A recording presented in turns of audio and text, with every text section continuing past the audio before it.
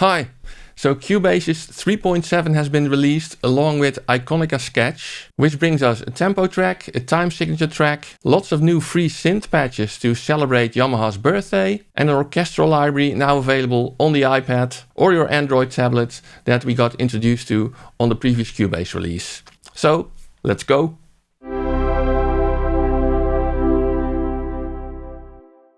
So I've done several videos on Cubasis, the mobile version of Cubase, in the past already, and I have all of them in a playlist which I'll put in the description below if you want to check them out later. Now this video is about the release of the new version of Cubasis, version 3.7, and Iconica Sketch. Actually a separate app, but you can also use it as a plugin in Cubasis. And even though Steinberg provided these apps to me before the actual release, so I could check them out and make this video for you, this video is not sponsored. And Steinberg has not seen it before its release. So with that out of the way, let's immediately dive into the new features.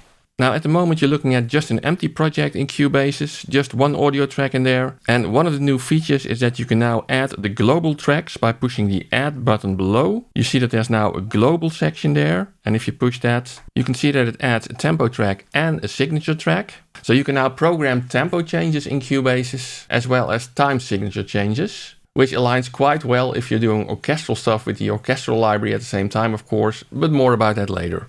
Now you can toggle the display of the global track by this little icon here on top, so that you can hide them if you don't want to see them. And you can enable or disable the tempo track and the signature track by the on and off buttons. Now the tempo track, you can of course use it to create tempo changes in your project, which are displayed as points on this line. And you can add these points by selecting the draw tool and then just drawing in some tempo changes like this. Now you can also make the tempo track a bit bigger by pushing this button over here, which gives you much more screen real estate for editing, which is quite handy. Now if you want to get rid of some of these tempo changes, you can also select a couple of them in one go by using the select tool and then pushing erase to get rid of them. Now we just added tempo changes in the so-called ramp mode, but you can also add them in the jump mode, which means that you can add a tempo point and the tempo will not ramp up to that point, but it will immediately jump up to that point, like this. Now if we again select the ramp points that we created over here, you may think, well, there's quite a lot, so you can also reduce them. And basically every time you select reduce, Cubasis will try to reduce them further, which this is the minimum, I guess. But let's go back to the previous one, because it's also possible to move these tempo changes. Again, we can select a few and say that we want to move them in the Y direction, so vertically. And as you can see, they can now only be moved vertically. I cannot actually move them horizontally. If I want to move them only horizontally, I can push move X and then I can only move them horizontally and not vertically, which can be quite handy when you're editing. Now, if you want to select all automation points in one go, you can also double tap the tempo track and now all tempo points are selected and I can now globally, for example, move them up a bit if I want to increase the tempo in general. Now on the left side in the inspector, you can also see the tempo points and you can also edit them over there. For example, if I select the 541 tempo point, you can see that I can also move it over here, even put it before the previous tempo point. In the same way, you can also edit the tempo of the selected point, maybe make it 120 over there. And you can also edit whether the tempo point is a ramp, like now, or switch it to a jump, or back again. Now, if we go to the time signature track, you can see that there's currently 2 time signatures in there. You can, of course, remove a time signature if you want to, or you can add one at the cursor position. And if you then push plus here, you can see that a time signature is added here. By default, it's 4/4, but you can, for example, make it 3/8. And you can see that the grid in Cubasis, after the time signature change, also changes. Now, you cannot actually move these time signatures in the project view. You would then have to click the bar position over here, and over here, you can then move the time signature to another bar. And by the way, you can only put time signatures at the beginning of a bar, of course.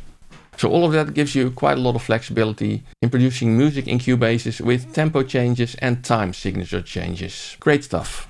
Now, apart from these new features in Cubasis, there have also been many bug changes and improvements under the hood. But if you're interested in those, you can check them further out in the release notes. Because there's also an update with more sounds in the FM Classics in-app purchase, if you have that one. So let's have a look. Let's add a MIDI track here and select the instrument FM Classics. And this synth basically contains all the classic DX7 and TX81Z factory sounds. But if you scroll down, you can see that you now also have voice ROM updates 101 to 106. So I'm not going to go over all those sounds, but you can see that there's banks with all kinds of sounds now. Let's have a quick listen to an acoustic guitar, for example.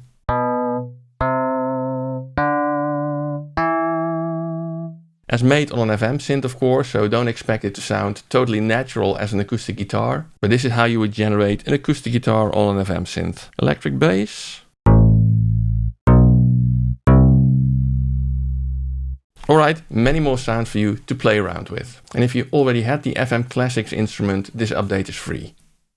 Now before we take a look at Iconica Sketch, the orchestral library, if you like this video or find it useful at all, please give it a big thumbs up for the YouTube algorithm, subscribe to the channel and ring the little bell icon so you get notified when I publish another video. If you really like what I'm doing on this YouTube channel, you can also consider using the super thanks button below the video, which is kind of a virtual tip jar. Or if you're planning on buying anything at one of these stores, you can also use the affiliate links in the description of this video. If you click that link before you make a purchase, I will get a small commission without any additional cost to you, which is always greatly appreciated. And in the holiday spirit, right? So let's take a look at Iconica Sketch, which is initially actually a separate app. Let's have a look. It's right here on the right. Let's start it up. And on top, you can see that you can select from a great number of orchestral instruments, strings, woodwinds, percussion stuff, etc. So let's, for example, select violins 1 here.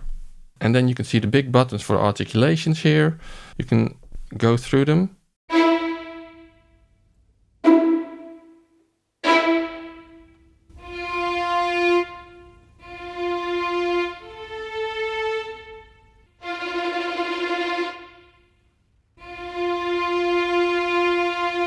Now at the bottom you also have buttons for level, attack, release and main, so you can still adapt the sound a little bit to your liking. And you have the pitch and mod controller to affect the sound as well.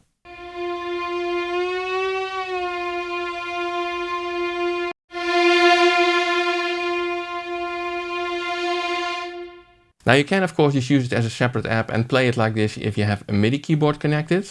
But the real power comes when you use it as a plugin in Cubasis. Let's have a look how that works. Because over here I have my test project that I was just using, so let's add another track here. A MIDI track, and let's select Iconica Sketch here. Now when you first use this, you do need to install it separately as a plugin in Cubasis. But if you own Iconica Sketch, that will be no problem. And then you can select from the various instruments here as well, of course. For example, let's try some woodwinds now. Maybe clarinet.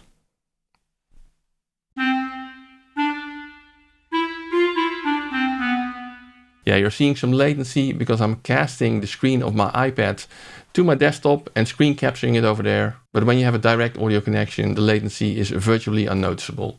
Now what I did to further test this is I took a part of the Iconica Sketch demo project that came with Cubase 13, I think it was, exported that as MIDI and then imported that again into Cubasis, which at least gave me the various MIDI parts in Cubasis. And then I started assigning instruments from Iconica Sketch, looking at the full Cubase project, which parts were played by which instruments. Because that was obviously lost when I imported it into Cubasis, because at that moment everything was played by the standard piano. Now another thing that gets lost in this way is the articulations that you see in Cubase.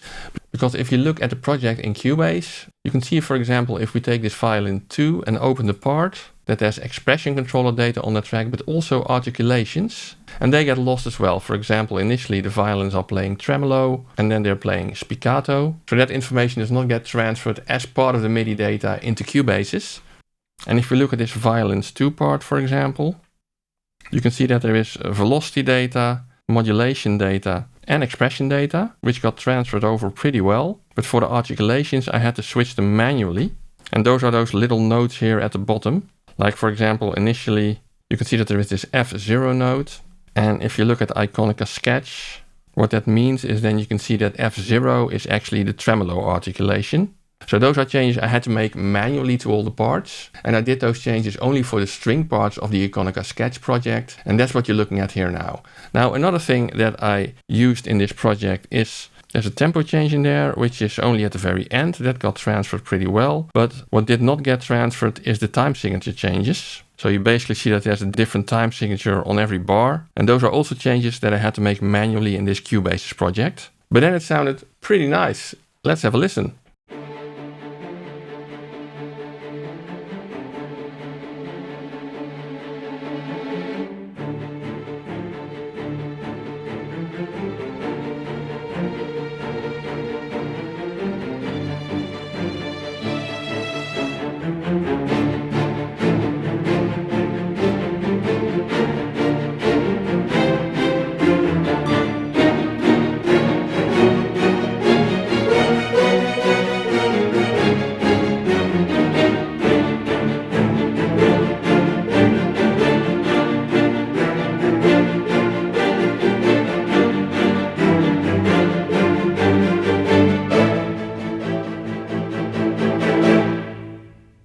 Yeah, so as you can hear, great dynamics, a lot of difference between the soft and louder parts in this project. So in this way, you can basically make your orchestral compositions, arrangements. You can do all of that on the road with Cubasis and Iconica Sketch now. Now, another thing that I did try, because if you work on your arrangements on the road in Cubasis, right, you might want to import them back into Cubase. Now, this is possible, and I demoed it in one of my other Cubasis videos.